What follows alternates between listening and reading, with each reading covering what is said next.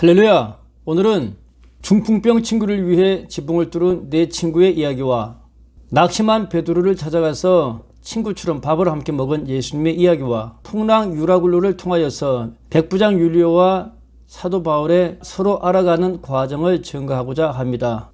5월 가정의 달 친구 또 다른 가족이라는 제목으로 말씀을 증거하고자 합니다. 핸드폰 가로보기 추천합니다. 감사합니다.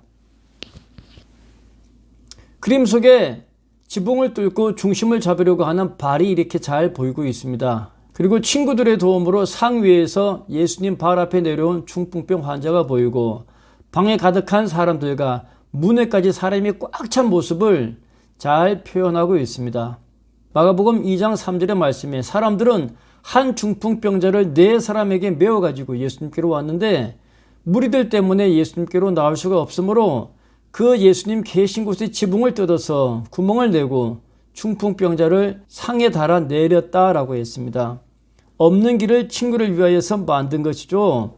중풍병 걸린 친구가 스스로 하지 못하는 것을 4명의 친구가 해주었습니다. 특별히 이 4친구는 예수님 앞에 데리고 온 것으로 보아 친구의 영적 문제, 병의 문제를 해결해 주었습니다. 우리는 이뿐만이 아니라 삶에 있어서 스스로 하지 못하는 일을 친구가 나서서 도와줄 수가 있는 것이죠. 더구나 요즘은 개인의 명예와 자존심과 자긍심이 프라이버시가 대단히 존중되는 시대 아니겠습니까? 도움받는 친구의 자존심과 명예를 해치지 아니하고 조심스럽게 존중해가면서 도울 수 있는 선한 길을 모셔가시기를 축원합니다. 지금보다 더 나은 삶의 비전뿐만이 아니라 삶의 즐거운 희락, 선한 즐거움 같은 것들도 이렇게 가르쳐 줄 수가 있는 것이죠. 내가 하지 못하는 것을 이렇게 도와준다는 것 얼마나 귀한 일인지 모릅니다. 중풍병 환자는 참으로 복 많은 친구입니다.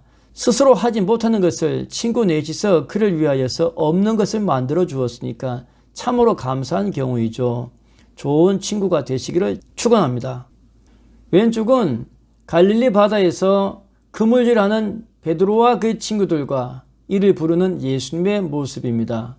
시몬 베드로와 그의 친구들은 예수님의 부활을 감당 못하고 마침내 낙향하기에 이르릅니다. 시몬 베드로는 나는 물고기 잡으러 가야 되겠다. 도저히 이 부활을 감당하지 못하겠다. 솔직하지 않습니까? 그러자 베드로의 친구들은 우리도 마음이 같아. 같이 가겠어. 라고 하고 함께 낙향했습니다. 베드로의 넘어짐에 친구들은 함께 넘어진 것이죠. 생사고락을 같이 하는 것입니다. 성공뿐만이 아니라 실패도 같이 나누는 것이죠. 운명 공동체의 친구인 것입니다. 이들은 예루살렘에서의 실패는 갈릴리의 실패로 계속해서 이어집니다. 배에 올랐으나 그날 밤 아무것도 잡지 못했다라고 했습니다. 정말 처참하기 짝이 없는 순간이죠. 바로 이러할 때에 예수님께서 나타나셨습니다. 밤새 허탕친 제자들에게 예수님은 숯불을 피워놓고 물고기와 떡을 준비하셨습니다. 요한복음 21장 12절 말씀에 예수님은 와서 조반을 먹어라. 와서 밥을 함께 먹자 하였습니다. 이때 제자들은 예수님이신 줄 알고 누굽니까? 라고 감히 묻지 않고 나와서 예수님과 밥 한 끼를 나누었습니다. 실망하고 좌절한 친구들을 찾아가서 밥 한 끼 함께 하는 것 얼마나 귀한 일인지 모릅니다. 예수님은 예루살렘에서 실망하고 패배하여 낙향한 제자들에게 밥을 먹으면서 심각한 말씀을 하였습니다. 그 말씀은 다름 아닌 베드로야 네가 나를 사랑하느냐 3번씩 사랑을 질문하셨고 베드로는 3번 다 나는 예수님을 좋아합니다 라고 별로 예수님의 성에 차지 아니하는 대답을 하였습니다. 그러나 예수님은 그 대답을 탓하지 아니하시고 그럼에도 불구하고 양떼를 먹이라고 새로이 그에게 기운과 소명을 북돋워 주었습니다. 베드로는 그 말씀에 힘을 내었고 함께 낙향하여 쓰러진 제자들도 다시 힘을 내어서 베드로와 함께 힘을 얻어 예루살렘으로 향하였습니다. 아름답지 않습니까? 넘어져도 함께 넘어지고 일어서도 함께 넘어진다는 거 영원한 동지인 것이죠. 운명 공동체인 것입니다. 사내들이 꿈꾸는 의례의 세계가 이것 아니겠습니까? 마음을 걸고 진심을 걸고 진한 우정의 의리를 걸어야 이런 우정을 받을 수가 있는 것입니다. 이러한 깊은 우정의 역사가 여러분들의 삶에, 여러분들의 친구의 관계에 풍성히 넘치시기를, 먼저 의리를 거시기를 권면합니다. 세 번째 모습은 죄수 바울과 백부장 율리오의 풍랑을 통하여서 서로를 알아가는 우정의 과정을 증가하고자 합니다. 사도행전 27장 1절 말씀에 베드로와 누가는 배를 타고 이탈리아로 가기로 작정되매 베드로는 죄수의 입장이었고 백부장은 부대 아구스도의 율리오란 사람이었습니다. 죄수와 죄수의 총감독관으로 이들은 만나게 된 것입니다. 이들은 풍랑을 통하여서 서로를 알게 되었고 존중하고 마침내 풍랑을 함께 거두어가는 승리의 과정을 드리는 휴먼 드라마의 모습입니다. 배는 가이사라에서 출발하여서 사도 바울의 편애를 봐줘서 시돈에서 사도 바울이 친구들과 이별할 수 있도록 백부장이 선의를 베풀어 줍니다. 그리고 시돈에서 떠나서 밤빌리아와 루기아의 해변을 따라서 마침내 그레데섬 미항에 도착하는데 그 과정이 만만치가 않았습니다. 그리하여서 사도행전 27장에는 간신히 정말 어렵게 그 연안을 따라서 미항에 도착하였다라고 하였습니다. 항해의 경험이 많았던 사도 바울은 이 풍랑은 위험합니다라고 백부장 율리오에게 이야기합니다. 그러나 백부장은 죄수 사도 바울의 이야기보다는 선장과 선주의 이야기에 더 귀를 기울이게 됩니다. 백부장으로서는 당연한 선택이고 결정인 것이죠. 선장과 선주는 그레데섬의 미항이 겨울을 지내기에 불편하므로 그 바로 옆에 있는 베닉스에 어떻게든지 가가지고 아무쪼록 겨울을 지내는 것이 더 낫다라고 하니 베닉스는 그 섬 그레데의 항구였습니다. 이 그림을 확대해 보겠습니다. 바로 이 그림이죠. 그레데 섬의 미항에서 그레데 섬의 베닉스로 섬 바로 옆으로 가는 것이에요. 연안을 따라서 가면 얼마 걸리지 아니하는 파도가 거칠다고는 하나 잠깐이면 되는 짧은 거리인 것입니다. 긴 겨울을 나기 위하여서 불편한 미항보다는 잠깐 항해한 이후에 시설 좋은 베닉스에서 겨울을 나는 것이 좋다고 하는 나름대로 합리적인 판단이었고 백부장은 마다할 이유가 없었던 것입니다. 그러나 우리의 삶은 지극히 뻔하고 단순한 일에서조차도 예상하지 못한 돌발이 터지는 것이 삶 아니겠습니까? 배가 바다에 나선 순간 놀라운 풍랑이 덮쳐왔는데 그 풍랑은 바로 태풍 유라굴로였던 것입니다. 하나님께서는 우리 인생들에게 순풍도 주시고 풍랑도 주십니다. 우리가 무엇을 만나든지 간에 간절한 기도를 한 이후에 하나님이 주신 것이라면은 그것은 선한 것임에 틀림이 없습니다. 하나님의 복된 믿음 안에서 만나게 되는 풍랑은 우리를 세우는 것이라고 사도 바울의 풍랑 유라굴로는 우리에게 증거하고 있습니다. 왼편의 그림은 태풍 유라굴로의 모습입니다. 풍랑 무섭습니다. 육지는 평평하지만 파도는 움직이며 우리를 삼킬 듯이 으르렁거립니다. 상당히 무섭습니다.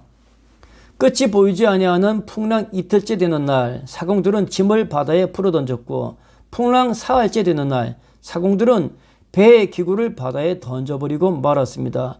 그래도 풍랑은 그치지 아니하고 계속되자 사공들조차도 소망을 잃어버리고 말았습니다. 여러 날이 지나고 나서 하나님은 사도 바울에게 천사를 통하여서 구원의 비전을 보여주셨습니다.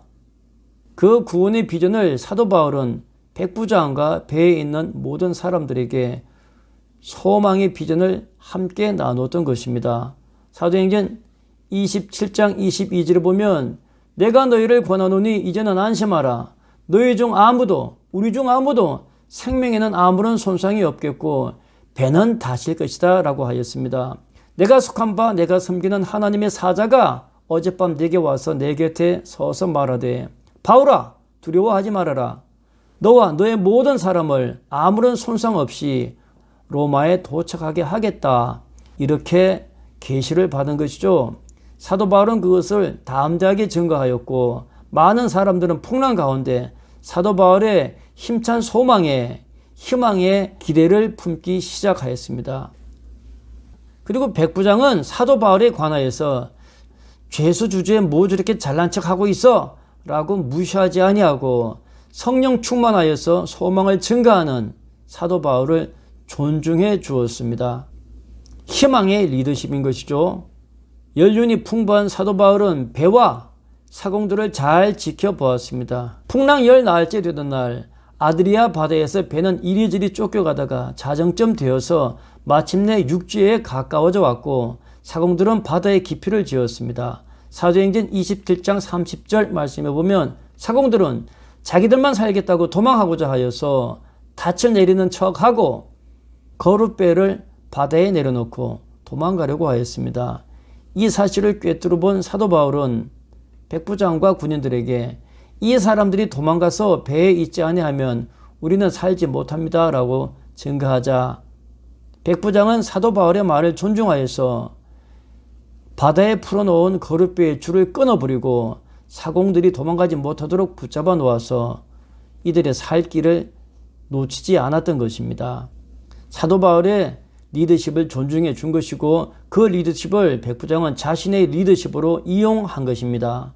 마침내 배가 멜리데 섬 가까이에서 좌초하게 되었을 때에 군인들은 풍랑 가운데서 죄수를 지키느라고 얼마나 스트레스를 많이 받았는지 죄수가 헤엄쳐 도망갈까봐 죄수들을 죽여버립시다 라고 백부장 율리오에게 이야기하였으나 백부장 율리오는 사도 바울의 리더십과 슬기로움과 그의 의지를 탐복한 나머지 그의 좋은 친구가 되어서 사도 바울을 구원하려고 들고 군인들의 그 악한 마음의 뜻을 막았습니다. 그리고 헤엄칠 줄 아는 사람들은 저마다 다 살아서 섬으로 올라가라 라고 하였습니다. 배에 탄 사람은 276명이었는데 사도 바울의 도움으로 백부장은 한 생명도 잃지 아니하고 모두 구할 수 있었던 것입니다. 태풍 유라굴로 이를 통하여서 사도 바울과 율리오는 서로를 알게 되었고 서로의 능력을 확인하고 서로를 존중하게 되었습니다. 이것은 이 일을 통하여서 서로의 능력을 확인하고 존중하는 선한 파트너십인 것입니다. 어떤 일을 하든지 서로 일의 주도권을 가지려고 다투지 말고 서로의 분야에서 제각각 서로를 존중해주는 좋은 파트너십은 우리가 이 일을 통하여서 친구를 사귀는 좋은 친구의 도인 줄 믿습니다. 친구, 또 다른 가족의 모습 아니겠습니까? 좋은 친구가 되어주고 좋은 의리를 베풀어야 좋은 의리의 친구를 얻을 수가 있습니다. 일평생 살아가면서 친구 셋 얻으면 성공한 삶이라 하지 않습니까? 의리 있는 좋은 친구가 넘치시기를 주의 이름으로 축원합니다. 감사합니다.